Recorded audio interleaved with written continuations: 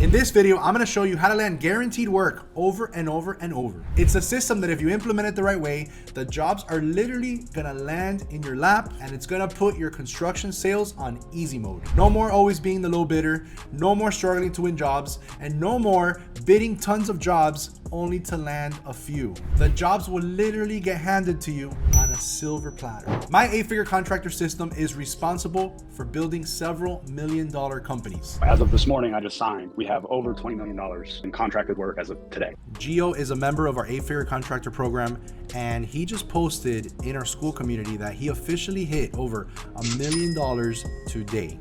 He said he got a little emotional.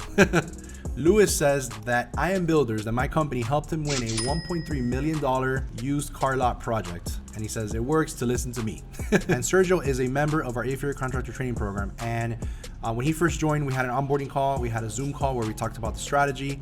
And he says that since that call, he has sold $7.5 million. This system 100% works. And if you implement it, you're gonna see massive results in as little as 90 days. It's by building yourself a machine where you're gonna develop clients into repeat clients, and you're gonna make those repeat clients become lifetime clients. These are the kind of clients that are gonna call you and they're gonna say, hey Daniel, you guys are the high bidder, but we've decided to use you anyway. What can you do to lower your price to make it work within our budget? So they're literally trying to fit you within their budget, even if we're the high bidder. Or another client might say, hey, I'm gonna take budgets from other trades to put it into your contract to make sure that we can get you to do the work.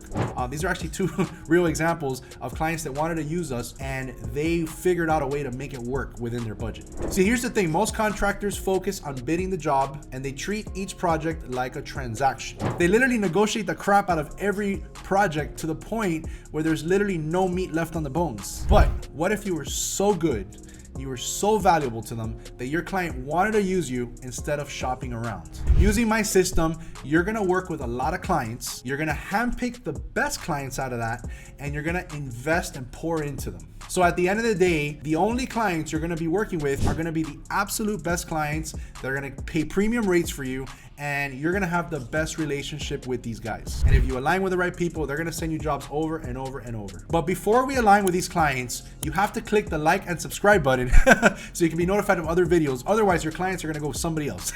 No, I'm just kidding, but actually click like and subscribe. First of all, how is everyone doing their bidding right now? Most contractors are doing their bidding like this. They're gonna get some sort of email or they're gonna get some sort of invitation to bid, and it's gonna say, hey Daniel, we're interested in receiving a bid for this and this and this project. And what happens is most contractors, they do things with word of mouth. They don't really have a lead system, so they only have a handful of jobs to choose from.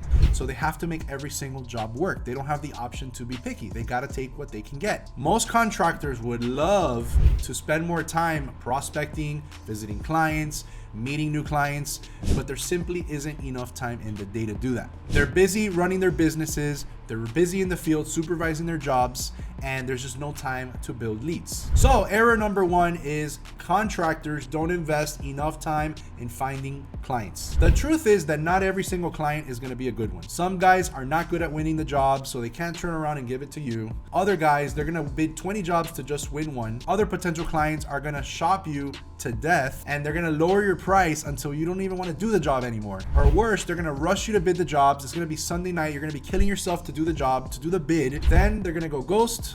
They're not gonna answer your calls.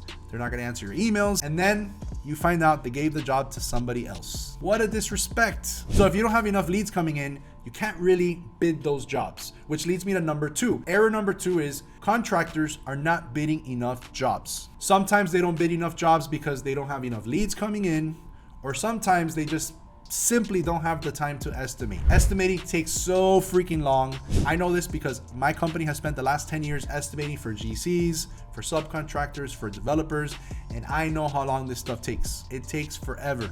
Actually, most contractors are only bidding like 3 jobs a month, if that. At the end of the day, sales is a numbers game. The more you bid, the more you're gonna win. And if you get to the finish line, to the point of performing the project, a lot of people don't really know this, but if you do the job, or you do the first job, you have like a 90% chance of doing the next job. And then one job leads to the next job, and that leads to the next job. And secondly, by bidding more projects, you're going to be able to identify the best clients to work with, and then you're going to be able to double down on the clients that are the winners, and you're going to be able to cut the losers off your list. At the end of the day, your resources are always going to be limited. You just can't bid 400 jobs a month. Even if you hire an estimating firm, even if you hire an in-house employee or build a huge team of estimators, there's always going to be a certain number of jobs per month that you can do. So we've identified two key issues. Number one, you need to get a decent number of leads. And number two, you need to bid a decent number of jobs to do anything. So now we know we need to build a lead system and we need to build an estimating system so that we can scale and we can just do more. And if you stay to the end of this video, I actually made a dedicated video where I teach you step by step how to build your leads and estimating system so you can bid more jobs and so you don't have to be the one to do it. I'm gonna put a link to that video at the end of this video. But first, let me introduce you to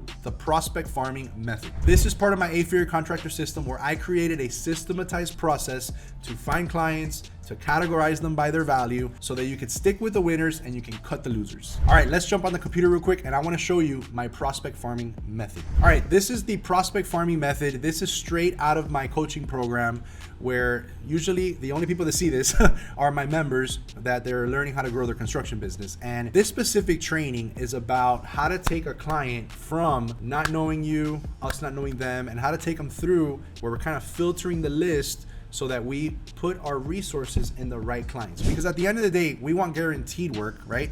We want clients that are gonna come back to us over and over and over. We want repeat business, and we wanna align ourselves with the clients that are gonna give us guaranteed projects. So actually where this strategy came from, when I was in commercial drywall, I was a project manager, I was on the project management team. I only worked with the PMs, where the GCs, the project managers, I only work with them. I didn't really deal with the sales part. But occasionally they will call me and they're like, hey Daniel, I got a project coming up. Hey, can you bid my job? Like I'm starting something in a couple weeks. It wasn't the first time that I went to my estimator and I'm like, hey Gene, got JC's giving us a project to bid. It's already hot. They already got the job. And then he's like, oh, I need a week and a half. I'm like, hold on, no. This is a hot job. We need this right now. No, sorry. Look at my list. I have a bunch of jobs. And then me, like, I'm a little nosy. I started opening up the files. I'm like, why are we bidding for this guy? He's never given us a job. Hey, who the heck is this guy? Who's this? And I started seeing an issue with our bidding process. We're putting priority over the people that are like hurrying us up instead of the clients that are actually giving us money. So I'm like, why don't we create like a system where we prioritize our clients? Like there's my A client, my B client, my C client. And that's where this was born. I came back and I was like, what can we do on the sales side that's gonna help the project management side? Because I need projects to build. They got to sell them so I could build them, right? So the estimating and the sales always works with the operations and your construction team. All right, so this is where this came from. Stage 0 is about researching your list, where we use a process called the master list, which I have a completely different video about that.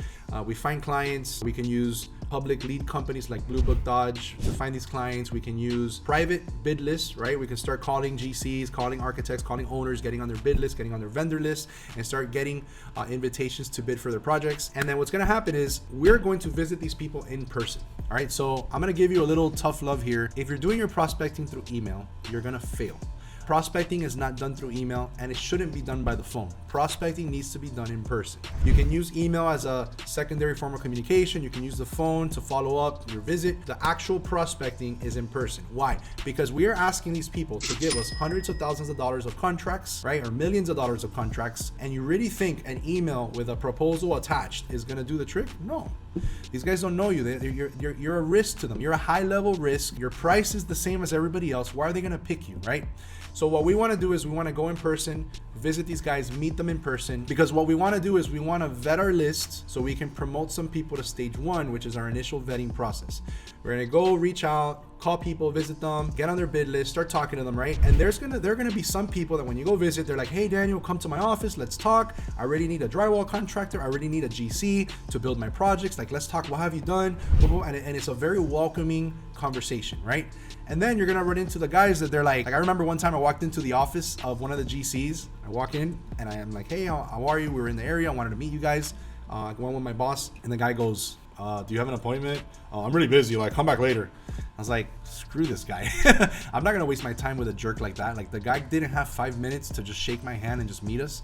Forget him. So we cut him from our list and we moved on. So what's gonna happen is, imagine if I would have never visited him. I would be bidding a bunch of his jobs, and I'm gonna work with a jerk that probably isn't gonna give me any work anyway. So what we want to do is, in this first stage, stage 0, we're gonna research our list, and we're gonna go visit them, and we're gonna see who's gonna stand out that we want to invest in, right? We're gonna promote a few of them. We put them into this initial vetting stage 1 phase, where now we're gonna start like visiting them more, getting on their, we got on their bid list. We're gonna start bidding those initial jobs, right? And what's gonna happen is, we're gonna put these people on a probation, right? We want to move these people into the stage 2 probation, so we have to bid their jobs. Once we go through this list, we're gonna pick a few and we're gonna put them here, and then we're gonna say, all right, we're gonna start bidding for all these guys, boom, and we're gonna put them into the stage 2, the probation, right? Whoever looks promising, after we vet them, we're going to put them into this list. We're going to bid their jobs. I do what is called a bid sprint, or what I recommend is, whoever you choose, that's why you can only pick a handful. You're going to bid, back to back. Get your name on every one of their bids, right? Pass by their office, visit them, get on their bid list, talk to the estimators, go visit in person, because what you're doing is you're pushing the pipeline forward, right? And what's going to happen is, at a certain point, you're going to be able to actually go back and look at numbers. All right, how many jobs did they win, right? If we're doing our follow-up properly, we're gonna know, all right, these guys are good salespeople. So they have a good sales team. So check, right? Check the box. And then the next question you're gonna ask yourself is, how many jobs did they give me? And then if they've given you a good number of jobs, they're no longer on probation. You've identified where they are a good client. We're gonna move them into stage 3, a potential.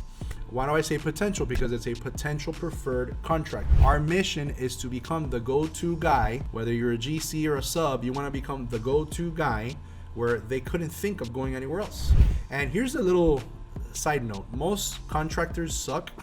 So there's no like competition barrier, right? If you show up on time, you do your work, you're professional, your crews have great craftsmanship, you have a great attitude, you're a team player, right? If you don't cause problems on the job, that's gold, right? Because most contractors, like at a certain point when there's issues on the job, they don't answer their phone, they change order you to death, they show up late to the job and they leave early, they get behind schedule, right? You want to be the guy that is the opposite of that. So what's going to happen is, now you're going to invest, you're going to put these guys like a temporary VIP, like, all right, these guys are giving us work, let's invest in these more, right? So maybe here you had like 10 to 12, right? Stage 2, 10 to 12. You're going to promote like 4, right? However many you think are good out of those 12. And now you're really going to pour into them, right? Bid all their jobs, make these guys your temporary number 1 VIPs, right? Pour, visit them, right? Call, follow up, whatever you have to do, but you want to push that relationship forward.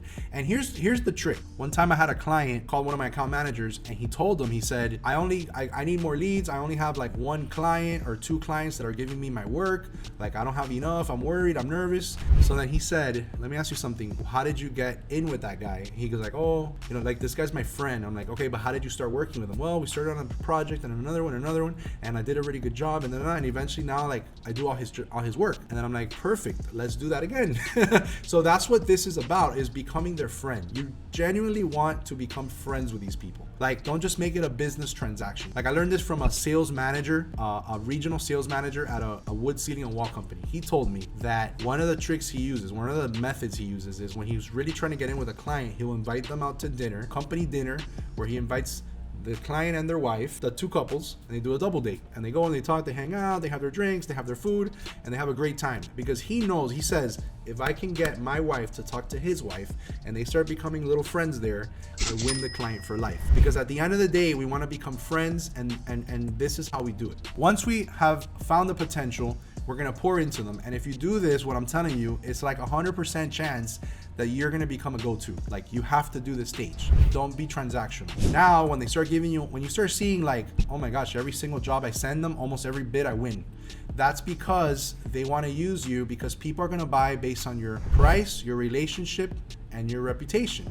And at this point, they know your pricing, they know what they're buying, they have a good relationship with you, you have a great reputation in the company, plus you have done other work for other people so they can see your work. Now they want to use you over and over and over. And there's going to be a point where now other people in the company, other project managers, other people are going to start calling you and saying, hey Daniel, can you bid my job too? Hey, I heard great things about you. Hey, can you guys do my job? Can you do my job? And boom, that's when you know that you're in. And then what you're going to do is these become your number one VIP class A top shelf clients.